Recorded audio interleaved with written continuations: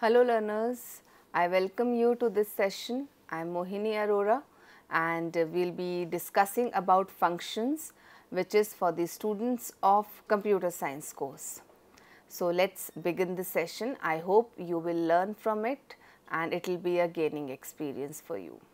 So in this session, we will be first talking about the main function. You have programmed in main function before also. So we will be just giving a revision course on main function. Then we will be talking about built-in functions. So in functions, we will be discussing about the objectives that we will be covering in this session are.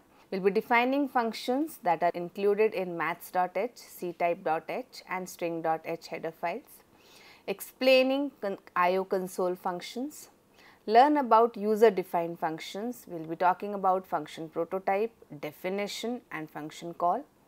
We learn the two methods of passing arguments, local and global variables. So let us begin covering these topics one by one. First, we talk about main function. Till now you have formed programs using main functions. So main function has to be there in all C++ programs and main function is the one from where the program execution starts. So it is an essential function in all C++ programs. If there is a single function in a program, it has to be a main function. If there are multiple functions, one of them will be a main function, but if there is a single function, then it has to be the main function only. The main function is the starting point for the execution of the program and the definition you can see on the screen.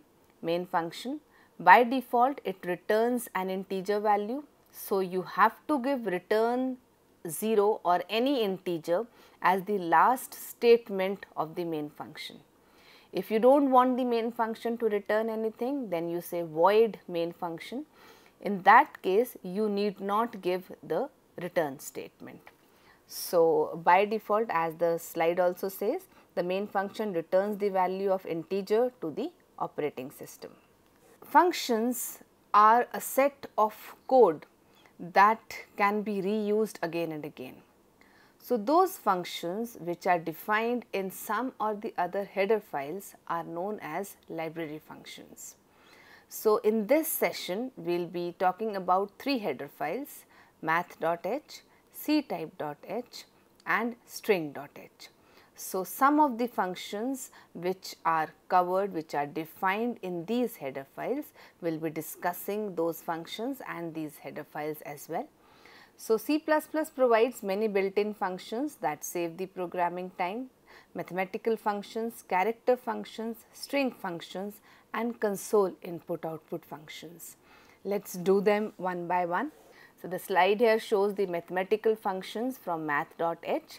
You can see on this slide it's saying sin x, which gives sine of an angle x, cos x, which gives cosine of an angle x, tan, a sine, a cos, these give you the reverse of sine and cos, exponential function which gives the exponent of a particular number x. Then you also have functions which give you the logarithm to the base 10, square root, power, absolute value of an integer number or absolute value of a real number. So using these functions according to the syntax will give you the required output. All these are related to mathematical operations that you can perform on the given input data that you want to process. All these functions are defined in the header file math.h. Next we move on to character functions defined in ctype.h. A character is any character, any key that you key in on the keyboard is capable of being a character. A number can also be a character, an alphabet is a character, an uppercase alphabet is a character, a lowercase alphabet is a character. You have symbols on the keyboard, they are also characters. You have keys like space bar, like enter, they are also characters. So the functions which work on these character variables or character constants are character functions. These functions are defined in header file ctype.h and here we are covering some of them. You can see on your slide is alpha. It returns true if the character being passed is an alphabet and false otherwise. Is digit, checks for the digit, whether it is a character lying between 0 and 9, then it returns a true. Is alnum, returns a true if it is either an alphabet or a number. If it is a special character or a white space character, it returns a false. Then is lower, checks for a lowercase alphabet. Is upper, checks for an uppercase alphabet. To upper converts a lowercase character to uppercase. If the character is not a lowercase alphabet, anything else other than that, then it returns that as it is without any change. Similarly, to upper converts converts a uppercase alphabet to lowercase. If the character being passed as input or as an argument is not a lowercase alphabet, then it returns it as it is. Next, we move on to string.h or string functions. A string is a set of characters, multiple characters, and every string is terminated by a null character. So, these are the functions that you see on your slide which work on strings, and these are defined in string.h. So, you have strlen function which returns the length of the string, that means the number of characters that a string has minus the null character. Then strcat which concatenates first string after another. Here concatenation means adding first string after the second one. strcpy, string copy, which copies one string onto the another. The previous string is totally removed, overwritten by the new string. Then strcmp, string comparison. It returns a 0 if both the strings being compared are same, otherwise it returns a true. And here I must tell you that this function is case sensitive. That means if a string is in capital letters, another string is in small letters, still for strcmp they are unequal strings. Next, we move on to console input output functions which are defined in stdio.h. When I talk about console, I talk about standard input output functions. Standard input device is the keyboard and standard output device is the monitor. So, the functions which are related to getting input from the keyboard and giving output to the monitor are console input output functions, and these are defined in the header file stdio.h. The functions that we will be covering today are getChar function, putChar function, getS function and putS function. GetChar function is used to accept a single character from the user. Whatever the user enters, that is stored in a character variable. As you can see on your screen, it returns a single character from a standard input device, that is the keyboard. It does not take any parameter. In fact, whatever the user enters is stored in a particular variable. In the syntax that is given here, A is a character variable and it stores any single character that is keyed in through the keyboard. Then next we have putChar function. It is used to display a character on the standard output device, that is the monitor. As you can see on the screen, the syntax for putChar is it takes the character variable as the argument, and whatever character variable is being passed, that is displayed on the monitor. So, in the example that you see, ch is the character variable, the value of ch will be displayed on the monitor. Next we have getS. Here S is string. So, this function is getString. It is used to accept multiple characters from the user. It is so when you were accepting a single character, you were using getChar function. Now you want to accept multiple characters, you want to accept a string, so you are using the getS function. This getS function is used to get the multiple characters from the user, and these multiple characters may include white spaces, may include new lines, may include any character, number, alphabet, symbols from the keyboard. So, it gets a string terminated by a new line character. That means the moment you press enter key, the whatever data the user has entered, that is stored in the variable name that is being passed as argument to getS. You can see on your screen the syntax is given as getS A. So, whatever the user enters through the keyboard, till the time he does not press the enter key, he can enter the data. The moment he presses the enter key, then whatever data he has entered is stored in A, and the moment the enter key is pressed, the string is terminated by a null character. So, this is about getS. Next we move on to putS. PutS is used to display data on the monitor, display multiple characters or strings on the monitor. It is equivalent to cout, and it can also display characters including white spaces and new lines. Next we talk about getCH and getCHE function. GetCH and getCHE, both these functions are used to accept characters from the user. The difference here lies is that getCH, whatever you enter through the keyboard, that particular character is not displayed on the screen, whereas getCHE, where E stands for echo.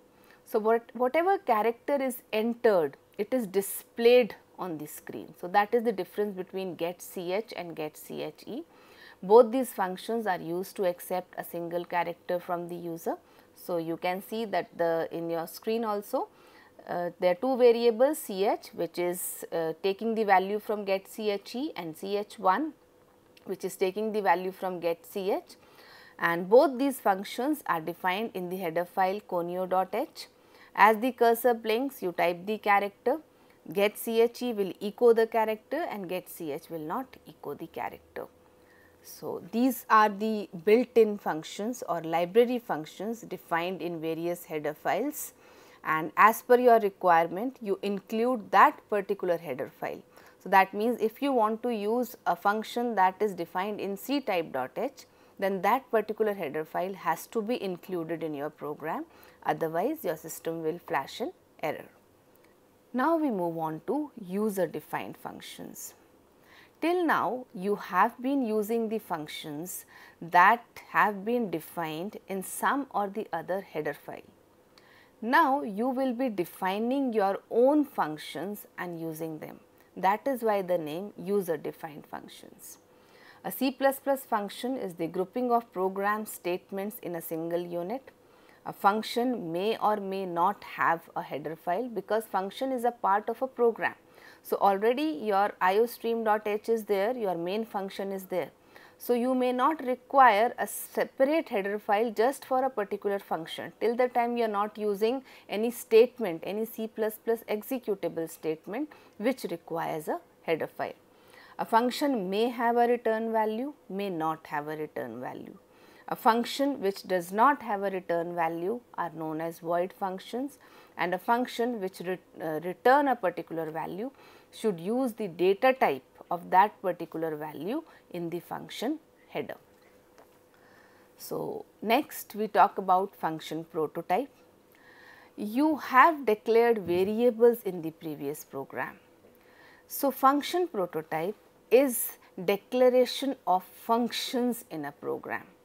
It is information to the compiler that there is a function by so and so name which will return so and so value and pass so and so argument. You must give the function prototype if you are trying to use the function before defining it. That means you are trying to call the function before defining it. But if the function definition is given before the function call, you might skip out with the prototype, and every function prototype must end with a semicolon in the same manner as every variable declaration used to end with a semicolon. Similarly, every function prototype must also end with a semicolon. So, in your screen you have the examples of function prototype. You have the sum function, which is a void function, that is why the prototype is void sum function. Next function is a test function which is returning an integer value. So, the data type int is given before the test function. Then you have the result function which is taking two arguments, one integer, one character, and it is returning an integer also. So, you must see that all these function prototypes are ending with a semicolon, and we are specifying very clearly the name, the data type of the arguments and the data type of the return value that the function is returning. So, this is about function prototype. Then we talk about arguments or parameters that are given to the function. A function may require some input values to do the processing that it is intended to do. So, the input values that we give to a function are known as arguments or parameters of a function. As you can see on your screen also, sometimes the calling function supplies some values to the called function. So, if I am in the main function and I am trying to call test function, then some values might be required by the test function. So, the main function becomes the calling function and test function becomes the called function. So, the variables which supply the values to the function are known as actual parameters. That means, if I enter a number a and the user enters 10. So, that value that is being given to the function being called is the actual parameter, and inside the function the value that is taken by a variable, the value 10 that is received by the variable to perform the processing are formal parameters. So, the screen also talks about the variables which supply the values to the calling function are called actual parameters, and the variables which receive the value when the function call statement is given are termed as formal parameters. See, in the example you can see that in the main function radius is the actual parameter because it is receiving the value, and then formal parameter is r, which is given in the definition of area. So, that is the formal parameter, and you can see the prototype also given in the second statement, which is ending with the semicolon. And you must have noticed that the number of arguments in the function prototype, number and type of arguments in the function prototype, number and type of arguments in the function call, and function definition are all same. Only then we are referring to one single function. If you change any of these, then we are not referring to one single function. Similarly, we talk about return types. You can see in the example given that in the main function there is a variable y which is receiving the value of area. So, function call statement, you can see that the variable y is capturing the value being returned by area. And in the area function, you can see that a value 3.14 into r, that means the area of a circle, is being returned. So, whenever you call this function area, it will return the calculated area, and that calculated area will be stored in y. So, the example here shows that return statement begins with the keyword return and then the value is returned. The value being returned should have the same data type as specified in the function header. As you can see in the example also, the function header is float area and the value being returned is also a float type, and y, which is capturing the value in the example, is also a float variable. So, you have to be careful that the return type, the data type that you are specifying as the return type should be same in function prototype, function definition and function call as well. Next, we talk about local and global variables. Till now, you have been working with the main function. You have created variables inside the main function. You have processed them, displayed the output, and you have executed the program. Now, you will be working with multiple functions in the same program. You will declare multiple variables, some inside a particular function, some outside. So, a local variable is that which is declared or defined inside a particular function. You can see on your slide the definition. A variable declared within the body of a function will be evaluated only within that function. Within the set of curly brackets, whatever variable is declared, it can be used inside that set of curly brackets only. So, the portion of the program in which a variable is retained or in which a variable can be accessed is called the scope of the variable. A variable may be local to a function or even to a compound statement. Compound statement, for example, I might declare a variable inside a loop. Then that particular variable is local to that particular loop only. I cannot access it outside the loop. So, these are what the local variables. Next, we move on to global variables. A global variable does not belong to any one function or a compound statement. It is declared outside all functions. So, it is accessible by all functions that follow that particular declaration. So, you can see on your slide, a variable that is declared outside any function is a global variable. The scope of such variable is the entire program, and these variables are available to all functions which follow their declaration. Any variable when declared globally is available to all functions, all statements after it. Before it, it is not available. It might be a global variable, but then before it, it is not available.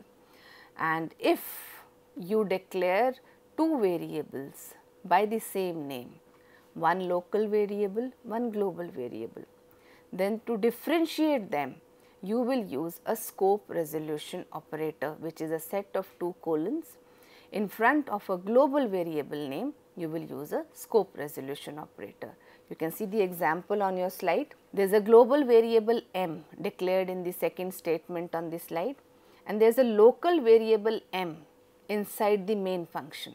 Then below that you can see that to access the global variable, in front of m I am using scope resolution operator. That means I am displaying 2 at this particular place, whereas wherever I am accessing m without the scope resolution operator, at that particular place 15 will be displayed. So, that is how we differentiate a local and a global variable with or without the scope resolution operator, in case I am declaring both the variables with the same name.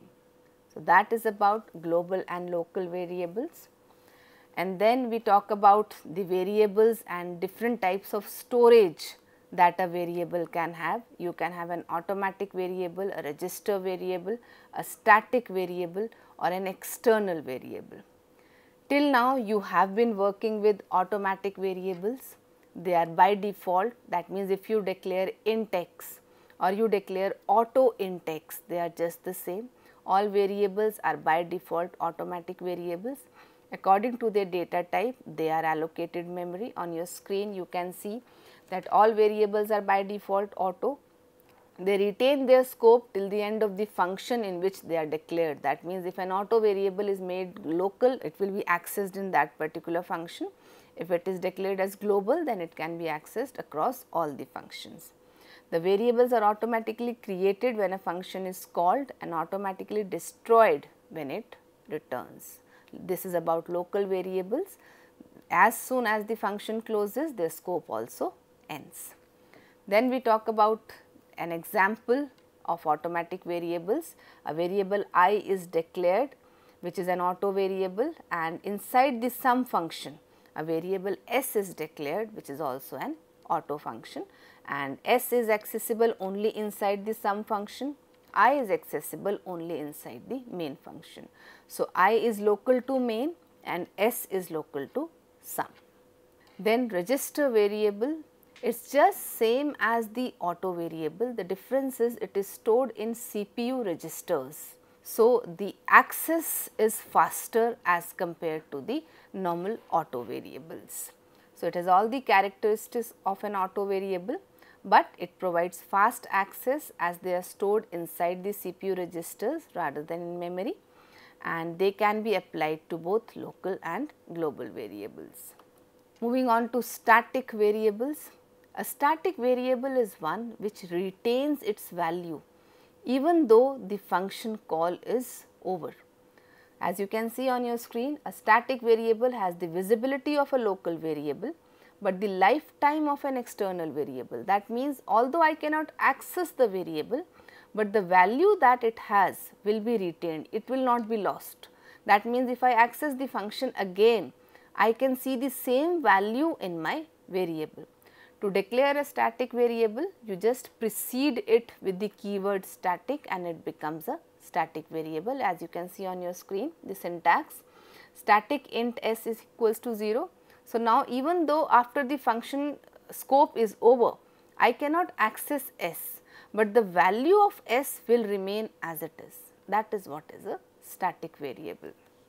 Moving to extern variable or external variable. This variable is used when I want to use a particular value or I want to access a particular variable across multiple files. I have a particular data in a particular C++ file. I want to access that very data through that very variable in some other file. So, I create that variable as extern variable, the keyword is extern, and I declare it as extern so that I can use it in a particular file as external variable. So, you can see here that a large program may be written by a number of people and they would like to share the data. So, I can use the extern variable for that particular data. Then we talk about passing values, passing arguments to the function or calling a particular function. There are two ways, call by value and call by reference. Call by value, the value of actual parameter is passed on to the formal parameter. So, actual parameter and formal parameter both are independent memory location. Any change in one will not be affected in another because they are independent memory locations. You can see on your screen the value of actual parameter is passed on to the formal parameter and change is not affected across. That means, any change that you make in actual parameter will not be affected by the formal parameter and vice versa. You can see in the example here, there are two variables a and b which are the actual parameters and there are two variables c and d which are formal parameters to the function swap. Both the values 5 and 6 are being passed from a and b to c and d respectively and both are independent memory locations. So, any change in c and d is not affected in a and b. So, this is what is shown in the example also. Then we talk about call by reference. As we have learned before, reference is an alias, a new name given to an already existing variable.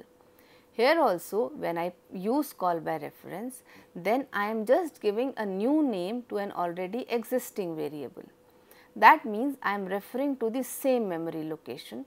So, any change made in the formal parameters will affect the actual parameters and vice versa. And I pass call by reference by using the ampersand symbol, as you can see in the example also. Here same memory location A, B, C, D, that means A and C are referring to the same memory location and B and D are referring to the same memory location. So, any change in A is reflected back in C and any change in B is reflected back in D. So, the output you see the swapping that is happening. So, this is what is called by reference. So, whenever you want the change to affect the actual parameters, you should use call by reference. If you want the change in the function not to be affected in actual parameters, then you use call by value. So, with this we come to the end of this session. So, in this session you have used functions defined in header file mat.h, ctype.h and string.h. You have learnt about IO console functions, input output console functions, that is getChar, putChar, getS and putS functions. Then you have learnt about user defined functions, how to give a function prototype, how to define a function and how to call a function. Thereafter, we talked about local and global variables and two methods of passing arguments, that is call by value and call by reference. I hope this session proved to be a learning experience to you. You have gained knowledge about functions and thank you so much.